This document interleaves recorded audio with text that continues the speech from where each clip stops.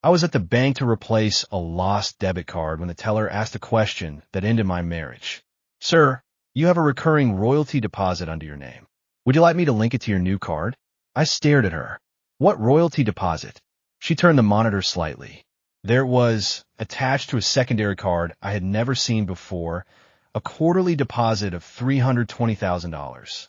The ledger went back 5 years, 20 deposits, $6.4 million. For a moment, the bank lobby went silent around me. I could still see my wife, Lauren, standing in my lab 5 years earlier with a stack of incorporation papers in her arms. You only know technology, she had said, smiling as she tapped the signature lines.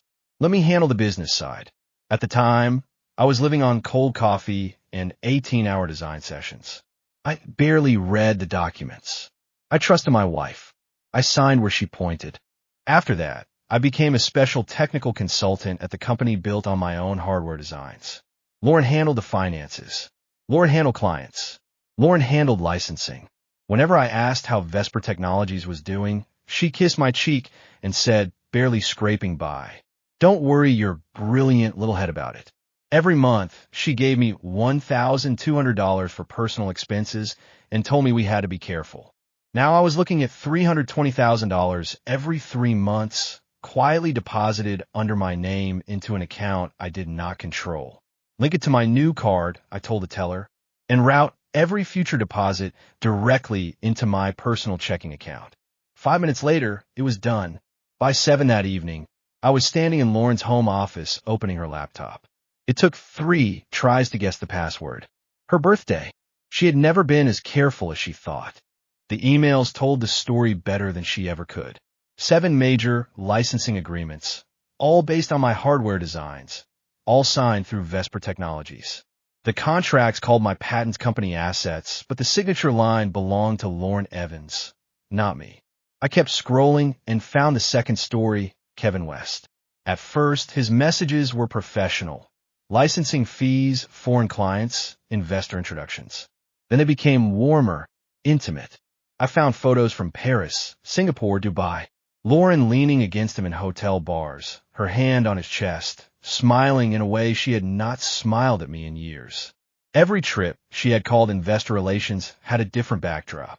And the same man. 5 years of stolen work, 2 years of adultery, and all I had received was a monthly allowance and a pat on the shoulder. At 2 a.m., someone pounded on the front door hard enough to shake the frame. Lauren stood under the porch light, mascara smudged, hair wild, from the airport. "Larry, are you insane?" She pushed past me and grabbed my shirt. "Why did you touch that account? Do you have any idea what you've done?" I looked at her hands on my collar. I was about to ask you the same thing. For half a second, fear crossed her face. Then she stepped back and rebuilt herself. "It's operating capital," she said. "You can't freeze Vesper's money because you got emotional. A royalty deposit under my name is operating capital?" Her mouth tightened. "So you went through my laptop?" "Yes." Lauren walked to the sofa, pulled a slim silver case from her purse, and lit a cigarette. In 5 years of marriage, I had never seen her smoke. "Fine," she said. "Kevin and I have been together for 2 years." She said it like she was reporting the weather. "You were comfortable, Larry. You had your lab, your books, your little routine. Why blow up a system that worked?" Worked for whom? For everyone who understood their role. That was the first time she stopped pretending. The licensing agreements were executed under Vesper's corporate seal. She told me the money belonged to the company. She told me I had signed the paperwork years ago. Then she looked at me with something almost like pity. "You're an engineer. You understand circuits, not corporate law. Don't embarrass yourself." Kevin West waited outside our community gate in a black Porsche. He lowered the window and smiled. "You must be Larry." Kept walking. "Lauren said you had a rough night." He called. I thought I'd clear the air. I stopped. Kevin stepped out, wearing a charcoal suit that looked more expensive than my car. "I respect your work," he said. "Truly, the engineering is excellent, but raw technology is useless without people like Lauren and me to commercialize it." He pulled out a checkbook. $100,000. Unlink the account, sign a waiver, and stop digging into Vesper. I looked at the check. My patents had produced $6.4 million in hidden royalties. and my wife's lover was offering me pocket change to go back to being grateful. No. Kevin's smile thinned. Don't be stupid. Once I leave, the offer goes to zero. He drove away before I could answer. Instead of going to work, I went downtown. County records first, then the state patent directory, then every public corporate filing I could pull on Vesper Technologies. By noon, I had the first real weapon. The 7 licensing deals were under Vesper's name, yes, but the original patent filings were not. Registered inventor and sole owner, Larry Evans. Lauren had never transferred ownership of the intellectual property to Vesper. The agreement I signed 5 years ago only gave the company an exclusive license to use and sublicense my patents. And buried in the boilerplate was one sentence Lauren had apparently never bothered to fear. The licensor reserves the right to terminate the license upon 60 days written notice, in the event of material dispute or restructuring. I read it twice, then a third time. If I terminated the license, Esper's entire product line would become unauthorized in 60 days. Every device, every contract, every sale built on my designs would turn into willful infringement. A $9 million annual operation would be standing on air. That afternoon, I met Cynthia Mitchell, a senior partner in an intellectual property firm. She reviewed the agreement with a red pen and nodded. You own the patents. Esper has the license. You can terminate with 60 days notice. There is no veto clause. If they keep manufacturing after that, willful infringement. Good. We drafted the termination notice and cease and desist letter. I told her not to send them yet. One letter would hurt Lauren. I wanted the whole structure. On the way home, I bought a voice-activated recorder and put it in my breast pocket. For the next several days, I stopped arguing. When Lauren asked whether I had thought things through, I lowered my eyes and said, "You were right. I don't understand business." Relief softened her shoulders. "I knew you'd come around," she said, touching my arm. "Just focus on your work. Let me carry the heavy things." 10 minutes later, she stepped onto the balcony and called Kevin. "He's quieted down," she said, laughing softly. "He's just an academic." A few sharp words, and he crawled back into his shell. The recorder caught every word. On the 8th day, Lauren's mother, Helen, came over for dinner. She did not even remove her coat. "Lauren told me about your little stunt," she said. "I don't know what you're complaining about. She feeds you, keeps the house running, handles the pressure. You're a lab rat, Larry. Why are you clawing at things you don't understand?" Lauren sat beside her with a gentle, practiced smile. Helen slid a new debit card across the table. "Your allowance is going up to $1,500 a month. That's an extra $300 more than fair." I picked up the card. My work had generated millions a year, and they expected me to thank them for $300. "Thank you," I said. The recorder caught that too. On the 10th day, Cynthia sent me an encrypted file. Kevin West had been issued a 25% equity stake investor 3 months earlier. His contribution was listed as intellectual property and technical assets. I laughed once alone in my office. Kevin did not know how to design a circuit board. He had used my patents to buy himself a quarter of my wife's company. Then Cynthia sent the second page. The shareholder agreement contained an automatic forfeiture clause. If the core patent licensing agreements were terminated, Evan West's entire 25% stake would immediately revert to the company treasury. So if I pulled my license, Vesper lost its products, Lauren lost her golden goose, and Kevin lost the shares he had obtained with my stolen work. It was almost elegant. By the 15th day, Cynthia called. "The package is ready in her conference room." For folders waited on the table. She tapped the first patent termination notice. Once served, the 60-day clock starts. Vesper must stop manufacturing anything using your patents. The second, regulatory complaint. Kevin claimed a technical asset contribution using designs registered to you. That is potential corporate fraud and illegal share issuance. The third, minority shareholder oppression suit. You own 15% of Vesper and were denied disclosures, distributions, and governance rights. The fourth, divorce petition. Adultery, dissipation of marital assets, and forensic transfers showing over $1.8 million from Vesper-linked accounts to Kevin over 2 years. I placed the recorder beside the folders. 70 hours, I said. Lauren admitting she hid the revenue. Kevin trying to bribe me. Helen calling me a lab rat for wanting answers. Cynthia played 3 clips. By the time the third ended, she was smiling without warmth. The judge is going to hate them. She closed the folders. Are you sure you want to serve all 4 at once? I looked at the stack of paper. 4 or 5 years. Lauren had let me believe I was useless outside the lab. She had paid me an allowance for my own invention, moved her lover into my company with my patents, and called it business. They still think I'm quiet, I said. They still think I'll fold if someone speaks loudly enough. My phone buzzed, a message from Lauren. Kevin is coming over tonight. We need you to sign one last cleanup document, so this nonsense can finally be over. Be reasonable, Larry. Cynthia read it over my shoulder. Then she looked at the 4 folders. I smiled, actually. I said, let's serve them while he's there. Your investor package, all built on patents registered to me. Kevin stared. Lauren's fingers tightened around her wine glass. You went through everything, she whispered. No, I said. I finally looked at what was mine. Kevin stepped forward. You don't understand what you're doing. Funny, I replied. That's exactly what you both kept saying. I opened the folder. The first page slid across the table. Patent termination notice. Kevin picked it up. His expression changed line by line. No. Lauren grabbed the paper from him. Larry, stop. The license ends in 60 days, I said calmly. Every product Vesper sells using my designs becomes unauthorized. Lauren's voice dropped. You wouldn't destroy your own company.